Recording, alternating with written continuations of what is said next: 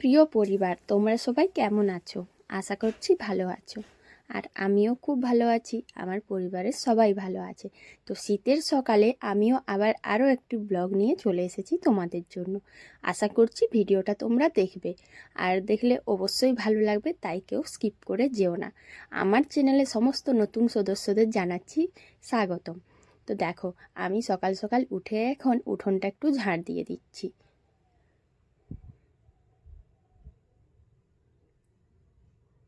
সকালবেলায় বাসি কাজকর্মগুলো যতই করি না কেন, ঝাড় দেওয়াটা সব থেকে বড় কাজ।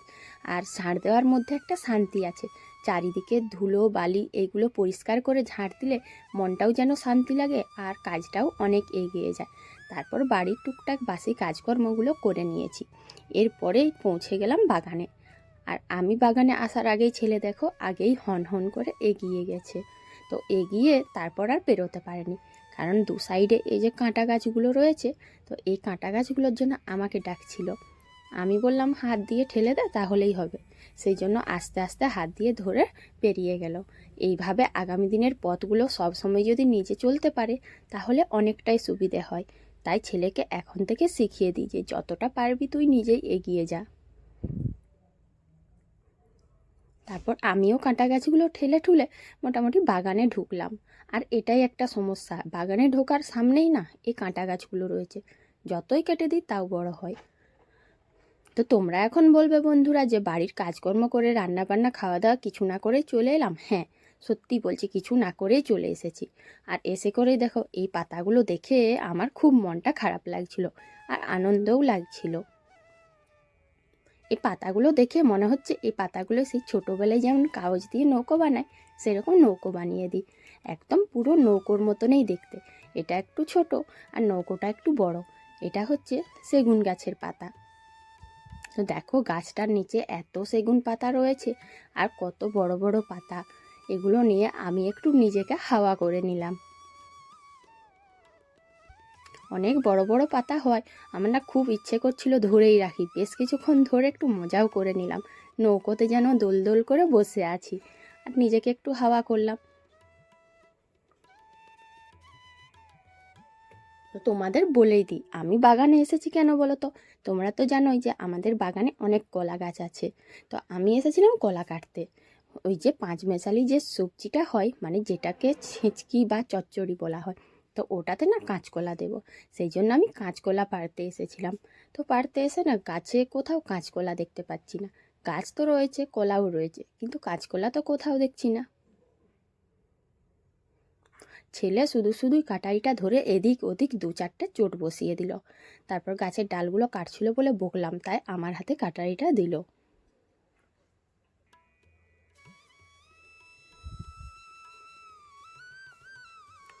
আমি অনেক চেষ্টা করলাম। তো যে কাঁচকলার কাঁদিটা ছিল ওপরের দিকে, ওটা হাতের নাগালের বাইরে, মানে এতটাই উপরে ওটা পারা সম্ভব না। তাই ওটা একটু দর্শন দিয়ে এদিক ওদিক দেখাদেখি করে ঘুরে ফিরে ওটা আর পারবো না বলে ডিসাইড করলাম। কেন বলো তো, ওটাই আবার কলার ফেনা পড়বে, মানে যতগুলো পড়েছে আরও বেশি করে পড়বে। তাহলে এই অবস্থায় কেটে নেওয়াটাও কেমন, আর তাছাড়া যদিও বা একটা কাটবো তাও আবার হাত কুলোচ্ছে না। কি আর করা যায়, শেষমেশ ভাবলাম যে বাড়ি ফিরে যাব, কিন্তু না, এটা দেখে দাঁড়িয়ে গেলাম। কি আনন্দ লাগলো জানো তো বন্ধুরা, আমাদের বাগানে এত কলা থাকলেও সিঙ্গাপুরি কলার গাছ একটাও নেই। আর এই যে এই প্রথম সিঙ্গাপুরি কলাটা হয়েছে, দেখে কি যে আনন্দ লাগছে। আর কলার ফেনাটা মানে বেশ বড় বড় রয়েছে, আর কাঁদিতে দেখো এখনও হচ্ছে, তার মানে বোঝাই যাচ্ছে এই কাঁদিটা অনেকটাই বড় হবে। পুরো বাগানটা ঘোরাঘুরি করার পরে শেষ পর্যন্ত একটা গাছে দেখলাম যে কম করে কলা হয়েছে। তো ওটা অনেকটাই সামনে ছিল, তবু একেবারে যে সামনে তা না, যে কাটার আমি চেষ্টা করলাম, কিন্তু যে ডালটা ধরে টানছিলাম গেল আর এক বিপদ হয়ে, পুরো গাছটাই গেল পড়ে। কি হাসি লাগছিল আমার, যে গাছের কলা কাটতে গিয়ে পুরো গাছটাই আমি ফেলে দিলাম। তো যাই হোক, এমনিতেও তো ওটা এই কলাটা কাটার পরে কাটতেই হতো, তাহলে কলা মাজা পাওয়া যেত, কিন্তু এতটা তাড়াতাড়ি নয়। তো এখন একটা কলা বা দুটো কলা নেওয়ার বদলে পুরো কলাকান্দিটাই আমাকে নিয়ে যেতে হবে। মানে একসঙ্গে এত বড় কাজটা করে দিলাম না, খুব হাসি লাগছিল যে কি করতে এলাম আর কি পেলাম। তরকারির জন্য কলা নিতে এসে দেখো কলা পাকা খাওয়ার মতন অবস্থা হয়ে গেল। তা এত কলা তো আর তরকারিতে দেওয়া যাবে না, তাই এখন এটা দিয়ে কলা পাকাতে হবে। আর এই কলাগুলো পাকানোর পর খাওয়া যাবে। হ্যাঁ বন্ধুরা, এই কাঁচকলাও কিন্তু পাকিয়ে দিলে ভালো লাগবে। কি আর করবে, এত কাঁচকলা তো আর একসঙ্গে খেতে পারবো না। তো কলার কাঁদিটা কেটে দেওয়ার পর আমার মাথাতে ছিল না যে কলার কাঁদি থেকে যে রসটা পড়বে ওটা আমার শাড়িতে ব্লাউজে লাগলে পুরো শেষ। অনেকবার এরকম হয়েছে, জামা কাপড় পুরো কালো হয়ে গেছে। তাই কলা কাঁদির থেকে যে ক্ষীরটা পড়ছিল ওটার জন্য একটু দূরে দূরে সরিয়ে সরিয়ে আমি ধরে রেখেছিলাম, যাতে আমার কাপড়ে না লাগে। কলাকান্দিটা ধরে নিয়ে আমি এখন বাড়ি চলে যাচ্ছি। আর ছেলে কিন্তু রেগে আছে, কারণ সে কলাকান্দি কাটতে পারেনি, তাই সে এই কাটারি দিয়ে শুকনো পেয়ারা গাছটা রয়েছে, এই পেয়ারা গাছটাতে চোট বসাচ্ছে। অনেক চেষ্টা করছে, কিন্তু এটা তো অনেক শুকনো হয়ে গেছে, একেবারে গোড়া থেকে মানে মাটি থেকে তুলতে হবে। তো অনেকক্ষণ ধরে চোট বসানোর পরে শেষ পর্যন্ত কিছুটা কেটেছে, তারপর আর পাচ্ছে না।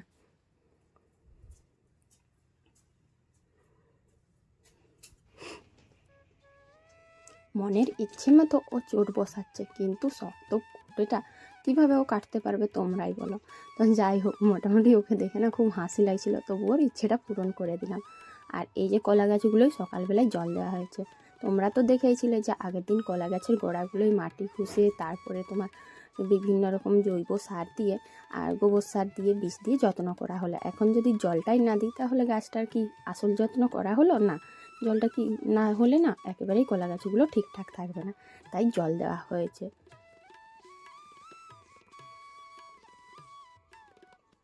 আর এইদিকে একটা নারকেল গাছ রয়েছে, তো নারকেল গাছটা উঁচুতে বলে জল আসেনি, এটা পরে বালতিতে করে জল দিয়ে দেবো। এই যে এখনও মাটিগুলো শুকনো শুকনো রয়েছে। তারপর আমি যাওয়ার আগেই তোমাদের দাদাভাই এই কলার ফেনাগুলো কেটে দিয়েছে, এগুলো পাকতে দেওয়া হবে। তার আগে এটার ক্ষীরটা তো মানে পুরোটা পড়ে যখন শুকনো হবে তখন কাজে দেবে, সেই জন্য এইভাবে কেটে রেখে দিয়েছে। তো বন্ধুরা, এখন আমি বাড়ি চলে এসেছি, আর এরপর আবার বাকি কিছু কাজকর্ম এখন সেরে নিতে হবে। তো প্লিজ সবাই আমার পাশে থেকো, আর সবাই ভালো থেকো, সাবধানে থেকো। তো চলো, টাটা।